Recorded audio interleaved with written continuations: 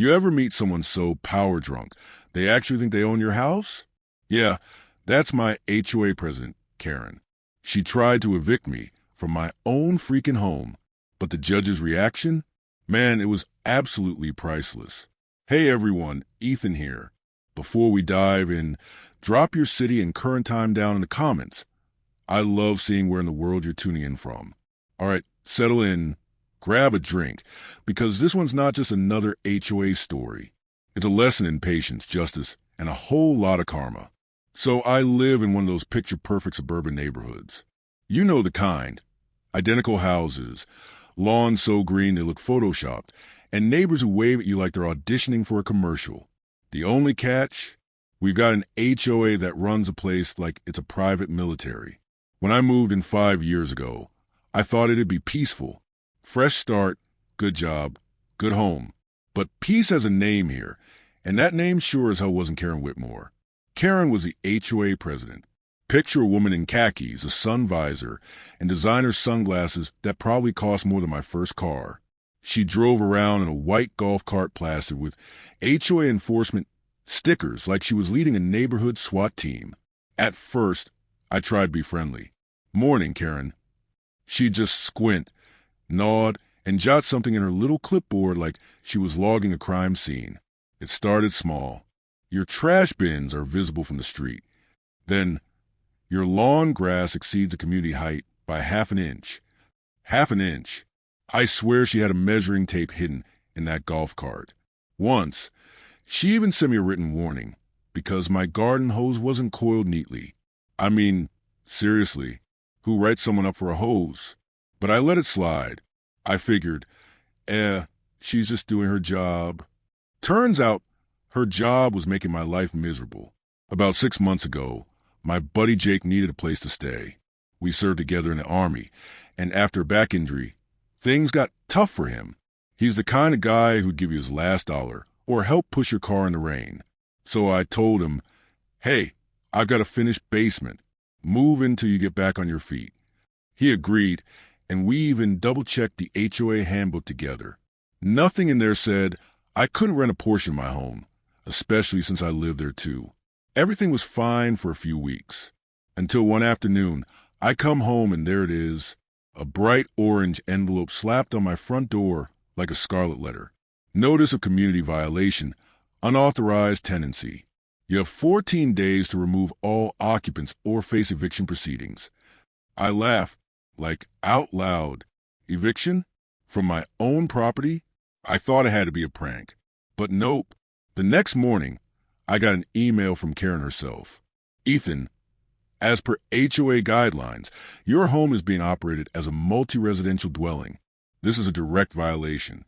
You have 2 weeks to comply or vacate. Vacate my own damn house." So I replied calmly, "Karen, my friend is renting a basement room. I live here, I own this house, and nothing in the HOA bylaws prohibits this." 5 minutes later, ding. Her reply, "We'll see what the board says about that." And when Karen says a board, she means her 3 besties, retirees who think community integrity means absolute obedience to Queen Karen. A week later, I get a letter. "You are summoned to attend a special HOA hearing." I show up in jeans and a button-down, figuring this would be a quick chat. But nope. Karen's sitting behind a folding table like she's running the UN. She's got her binder, a nameplate, and a coffee mug that says "Boss Lady." Behind her sit 3 board members looking half asleep. Karen clears her throat dramatically. "Mr. Brooks, the board has reviewed your case and found your property in violation of community standards. You must terminate all tenancy immediately." I said, "You do realize I am the family living here, right?" Karen didn't even blink. "The board's decision is final. Failure to comply will result in legal action, including possible removal from the premises." Now, I'm a calm man, but my hands were clenched under the table. Still, I smiled and said, "Well, make sure your paperwork's perfect, Karen. I record everything." And I meant it. Every email, every text, every notice, every conversation. Because I knew this wasn't the end of it. 2 weeks later, I come home to find certified mail waiting for me. Inside, HOA versus Ethan Brooks, petition for eviction. I actually laughed out loud. They went to county court to evict a homeowner. Their claim? Unauthorized multi-tenancy, devaluing property values, and endangering community integrity. Endangering integrity? My tenant's a firefighter. The guy saves lives. So I called up an attorney, Melissa Kane. Sharp, ruthless, and allergic to nonsense. I told her the whole story. She chuckled. They're trying to evict a homeowner? Oh, I cannot wait to handle this. She filed a motion to dismiss immediately and requested a formal hearing. The big day comes. I walk into the courthouse in my best suit, clean shave, ready for war, but calm. Karen's already there, sitting front and center, tapping her pen like she's ready to claim victory. Beside her, the HOA's lawyer. This poor guy looked like he hadn't slept in a week. When our case was called, Karen strutted up to the stand, chin high, clipboard in hand. Your Honor, she started, the defendant is operating a multi-tenant dwelling in violation of our bylaws. The judge held up a hand. Hold on. You're saying you're trying to evict a homeowner. Karen nodded. Yes, Your Honor. The judge blinked, then leaned back in his chair. Does your HOA have the legal authority to evict homeowners? Karen looked to her lawyer, who stammered, Your Honor, while not typical, our association has a right to enforce compliance. The judge interrupted again. Not through eviction. That's a landlord-tenant issue, not an HOA matter. I had to bite the inside of my cheek to keep from smiling. Then Melissa stood up, calm, confident, and absolutely lethal. Your Honor, my client's property usage is compliant with city ordinances and HOA covenants. There's no restriction against renting a portion of a residence while still occupying it. Furthermore, we have evidence of targeted harassment by the HOA president. Karen's lawyer tried to object, but Melissa handed over a fat binder of evidence. Emails, photos, meeting notes, and then the bombshell. One of Karen's emails read, We'll make him wish he never moved here. The judge's expression changed instantly.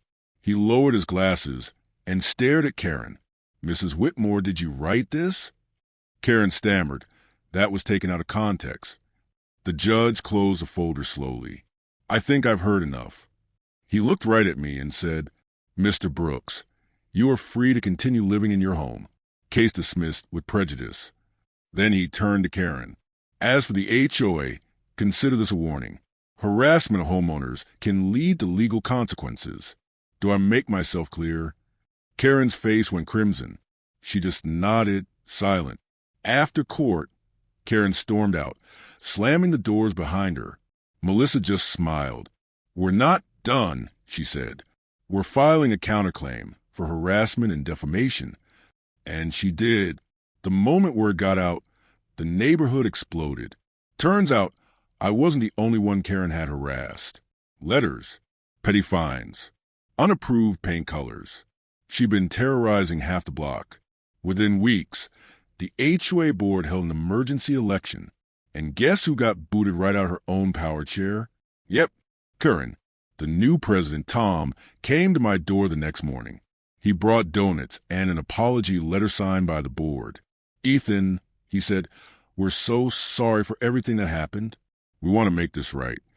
They even voted to reimburse me for all my legal fees.